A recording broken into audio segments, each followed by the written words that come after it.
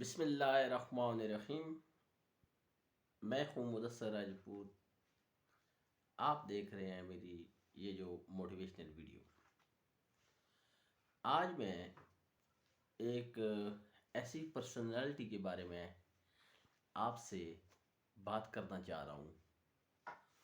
ایک عام سا بچہ جو میاں والی کے گاؤں میں ایک گاؤں میں پیدا ہوا اور انہی گلیوں میں کھیلتا پڑھتا بڑھتا گیا، اور پھر اس نے ایجوکیشن آکسفورڈ سے حاصل کی اور اپنی محنت کے بل بوتے پر کرکٹ کی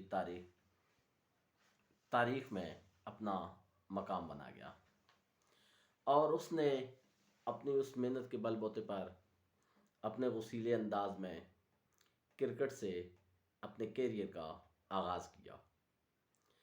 کرکٹ میں اس نے ترقی کرتے کرتے پاکستان کی قومی ٹیم میں بطور کپتان فرائض سر انجام دیے، اور 1992 میں ورلڈ کپ پاکستان کے لیے جیتا۔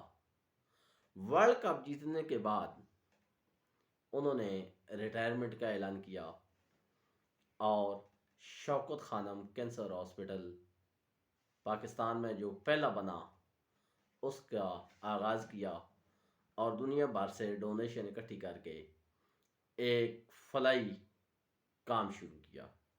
ساتھ ساتھ انہوں نے سیاست میں بھی حصہ لینا شروع کیا اور اپنی ایک الگ پارٹی بنائی۔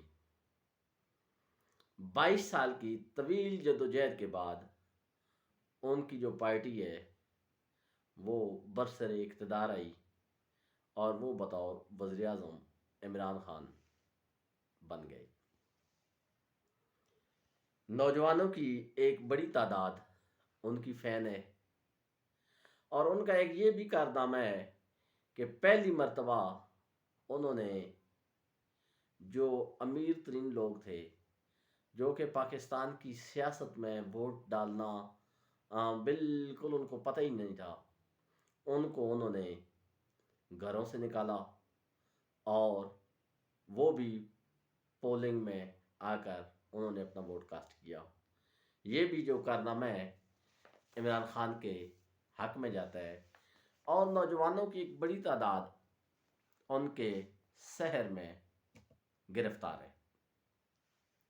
بہت ساری سیاسی پارٹیوں میں بڑے اچھے رہنما موجود ہیں، ایجوکیٹڈ رہنما موجود ہیں، لیکن وہ نمبر 2 قیادت میں ہے۔ نمبر 1 قیادت نسل در نسل چلی آ رہی ہے۔ اچھا، وہ نمبر 2 قیادت میں کیوں ہے؟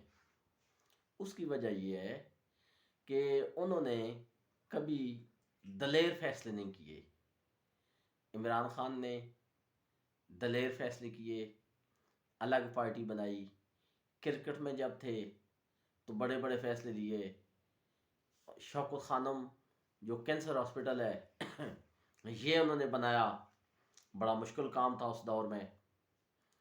اس کے ساتھ ساتھ جب یہ سیاست ہے پاکستان میں، یہ ایک مشکل چیز ہے، انہوں نے الگ پارٹی بنائی اور نوجوانوں کو انہوں نے اٹریکٹ کیا، اور یہی عمران خان کی کامیابی ہے۔ لیکن عمران خان سے جو خاص بات پاکستانی قوم کو ملی وہ یہ ہے کہ ان کا جو تقریر کرنے کا انداز ہے، جو خطاب کرنے کا انداز ہے، وہ بڑا زبردست ہے، کیونکہ وہ آکسفورڈ سے پڑھے ہوئے ہیں اور وہ جانتے ہیں کہ نوجوانوں کو کیسے اٹریکٹ کرنا ہے، کس طرح نوجوانوں کو خواب دکھانے ہیں۔ اور اس سے ایک ہمیں سبق ملتا ہے۔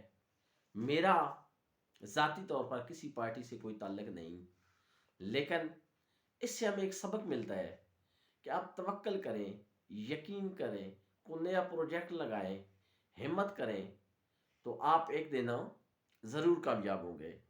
جو یقین کی راہ پہ چل پڑے انہیں منزلوں نے پناہ دی، جنہیں وسوسوں نے گھیر لیا وہ قدم قدم بہک گئے۔ اپنے گول یعنی مقاصد کو سیٹ کریں، حالات کے مطابق شیڈول بنائیں، وسائل دیکھیں، مسائل بھی دیکھیں۔ اس کے ساتھ جو سب سے اہم بات ہے وہ یہ ہے کہ اللہ پر توکل کریں۔ عمران خان کی طرح آپ جرأت مندانہ فیصلے کریں، اور ان کے جو نمایاں کارنامے ہیں ان میں کرکٹ کے لیجنڈ بطور کھلاڑی، بطور کپتان، اس کے ساتھ ساتھ فلاحی کاموں میں شوکت خانم کینسر ہاسپٹل، اور ایک انٹرنیشنل لیول کی یونیورسٹی، اس کے ساتھ پاکستانی سیاست میں ایک نمایاں نام، اور ایک عام سا جو کھلاڑی وہ پاکستان کا وزیر اعظم بن گیا۔ وقت کے ساتھ ساتھ آج کل وہ اڈیالہ جیل میں قیدی نمبر 804 کے طور پر جانے جا رہے ہیں، مگر ان کی سحر میں مبتلا ہونے کی ایک بڑی وجہ ہے کہ جو ہماری نوجوان نسل ہے، جو ایجوکیٹڈ نسل ہے، یہ چاہ رہی ہے کہ خاندانی جو حکمرانی ہے یہ نہ ہو، ہر بندے کو یہ حق حاصل ہو، ہر ایجوکیٹڈ کو یہ حق حاصل ہو کہ وہ انتخابات میں حصہ لے، اپنی پارٹی بنائے اور وزیر اعظم کے عہدے پر پہنچے، اور اپنے مسائل خود حل کرے، اپنی خواہشات کے مطابق، پاکستان کے رول کے مطابق، قانون کے مطابق، اسلامی قوانین کے مطابق اپنے ملک کے لیے خدمات سر انجام دیں۔ یہ ایک ہمارے لیے ایک ایگزامپل ہے، یہ قوم کے لیے ایگزامپل ہے کہ اگر آپ کوشش کریں تو کوئی کام ناممکن نہیں ہے، اور ایک نہ ایک دن آپ کامیابی کے زینے پر پہنچ جاتے ہیں۔ اللہ پاک آپ کا اور ہمارا حامی اور ناصر ہو۔